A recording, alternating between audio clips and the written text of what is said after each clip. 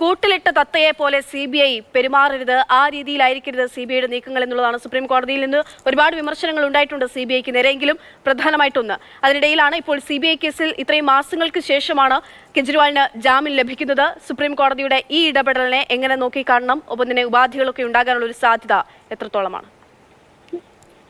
പൂർണ്ണമായിട്ടും നമ്മൾ സ്വാഗതം ചെയ്യേണ്ടതായ ഒരു നിലപാടാണ് സുപ്രീം കോടതി ഈ വിഷയത്തിൽ സ്വീകരിച്ചിരിക്കുന്നത്. Bail is the rule, jail is the exception എന്നൊക്കെയുള്ളത് കൃഷ്ണയ്യരുടെ കാലം മുതലേ നമുക്ക് കേട്ട് പരിചയമുള്ള സുവിദിതമായ തത്വമാണെങ്കിലും പലപ്പോഴും കോടതികൾ അതിൽ നിന്ന് വ്യതിചലിക്കാറുണ്ട്. പക്ഷേ സമീപകാലത്ത് സുപ്രീം കോടതി പല കേസുകളിലും ഒരു കാര്യം വ്യക്തമാക്കിയിട്ടുണ്ട്.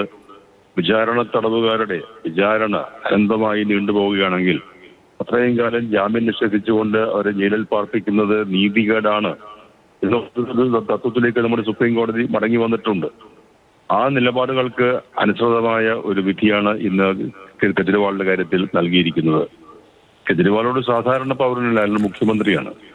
അദ്ദേഹത്തെ ഈ രീതിയിൽ CBIക്ക് തോന്നും പോലെ കുറ്റപത്രങ്ങൾ നൽകുക, തോന്നുമ്പോൾ നൽകുക, വിചാരണ നടത്തുന്നതിനുള്ള ശ്രമം ഉണ്ടാകാതിരിക്കുക, അത്രയും കാലം ഒരാൾ ജയിലിൽ കിടക്കുക എന്ന് പറഞ്ഞാൽ അത് സാധാരണ പൗരനാണെങ്കിൽ പോലും അനുവദനീയമല്ല എന്ന നിലപാട് സ്വീകരിച്ചിട്ടുള്ള സുപ്രീം കോടതി വളരെ വളരെ സ്വാഗതാർഹമായ ഒരു നിലപാടിലൂടെയാണ് ഈ ജാമ്യ ഉത്തരവ് അനുവദിച്ചിരിക്കുന്നത്.